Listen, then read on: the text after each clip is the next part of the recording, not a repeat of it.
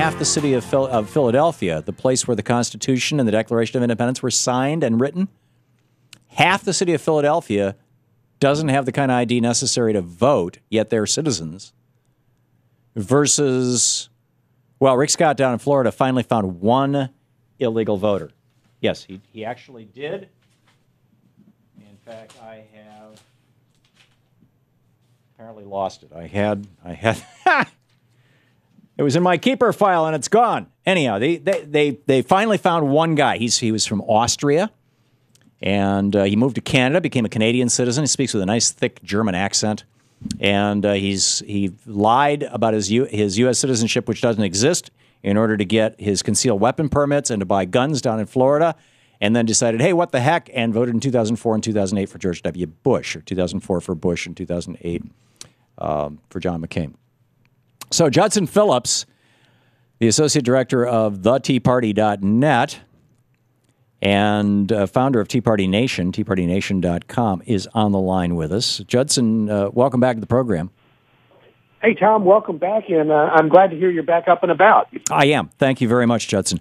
I understand you guys are really, really upset that people in Philadelphia, particularly poor people who don't own cars and therefore never needed to get a driver's license, might be able to vote. No.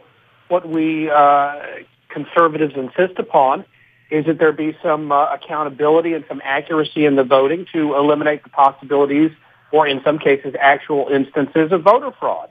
Now, Judson, I'm assuming you know that last year 32 people were arrested in various states for voter fraud, and 36 people in the United States died from having televisions fall on them. I did not know about TVs falling on them. One almost fell on me the other day on Fox News, so I might have been a statistic, too. But look, yeah, no, true, it happened at the Fox News studio. But anyway, in 2010, the Colorado Attorney General did an investigation and found that approximately, I believe it was 3,000 non-citizens voted in the Colorado election. No, I'm sorry, that was debunked. Just like the thing in Minnesota where they said, "Oh, look at this, we've got hundreds of convicted felons who voted and threw the election for Al Franken." That's been totally debunked too.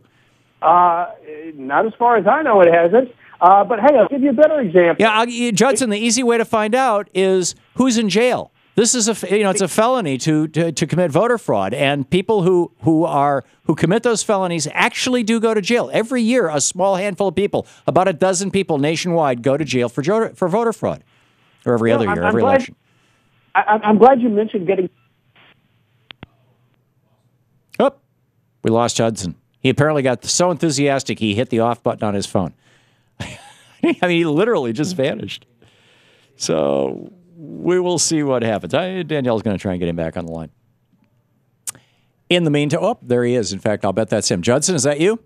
Yeah, hey, that's me. Hey, what happened? AT&T is Latin for your call's been dropped. Yes, I absolutely agree. AT&T is not the most reliable phone service in the world. That has to do with Reagan stopping the enforcement of the Sherman Antitrust Act in 81 or in 82. After AT&T had been broken up by Richard Nixon, Jerry Ford, and Jimmy Carter, and then now they're back together again and offering us crummy service again. So that's why God invented Verizon and some others, and that's why. Well, then why are you using AT&T? The other day, I got to tell you something amazing, because I have AT&T and an iPhone, and the other day there was an ad on TV and it said Obama campaign. It was like an Obama campaign, and it said text this message, like give or something, to this number, and to give $10 to the Obama campaign. So I did, and I got an error message back that said AT&T has not enabled this function. So anybody who's using AT&T, anybody who has an iPhone, pretty much, or the early iPhones, cannot give money to President Obama. I'll bet that guy. That's making you. I'll bet I just made your day. Actually, you did. So that's pretty good. All right, but back to this phony baloney voter.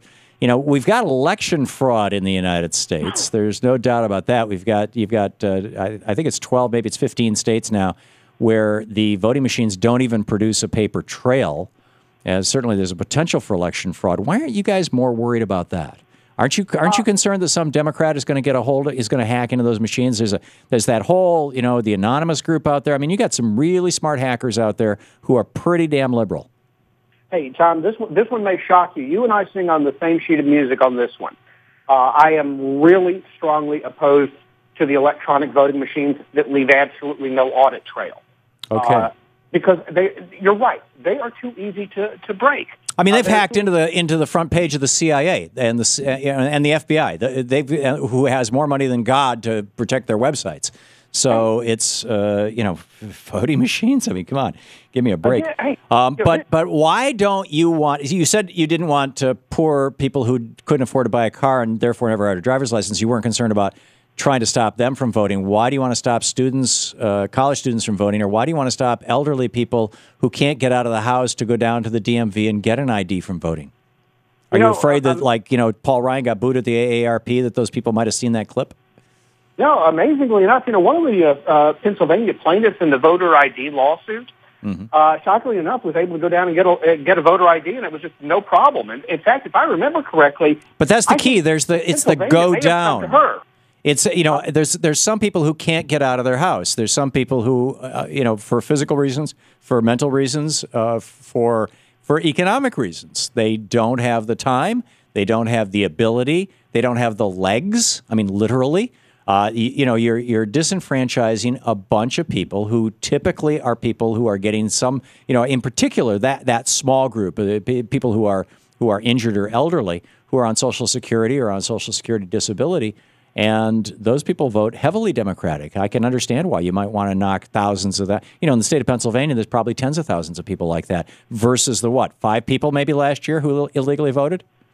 Well, first of all, it's a lot more than that. How many were arrested last year in Pennsylvania or in the last election 2 years ago? Oh, I have no idea. I can tell you this. Well, don't you think you should have an idea before you go preaching that half the city of Philadelphia should be banned from voting? No. First of all, the people who you talk about who should be banned from voting are the same people. They need ID to go out and get the litany of services you just listed a minute ago, be it disability, be it public assistance. They don't need the same kinds of ID that you guys are requiring them to vote. Valid driver's license is all it takes. Well, there's a lot of people who don't have a valid driver's license. 25% of all African Americans, 24% of all Hispanics, 22% of all people over 70 don't have valid driver's licenses. 19% of all people between the ages of 18 and 24 don't have a valid driver's license. Now, for white male Republicans, it's only 4%. Every state also issues state ID cards, just like a driver's license. The only thing you can't do is drive with them. You know how much hassle is involved in that? Going down to the DMV. I moved states a few months ago. It took me about all of half an hour to go down to the DMV and get a new driver's. So you're not working 2 jobs, 60 hours a week, and have no control over your own schedule, like so many working poor people in the United States. You can come up with all kinds of crazy exceptions. The DMV here is open on Saturdays. I mean, there are. If you want to do it, you can make it happen. The one issue that we're not talking about here, because we started to talk about this before AT&T was gracious enough to disrupt our conversation. Right. In Nevada, in 2011, both Acorn and 2 of its field directors were convicted of voter fraud. No, not true. Not true. Judson, I can't let that stand. That's simply not true. This is the Thom Hartmann Program. In fact, Acorn turned in people who worked for them that they thought were guilty of voter fraud. They were never convicted of it. 16 years ago. Yeah.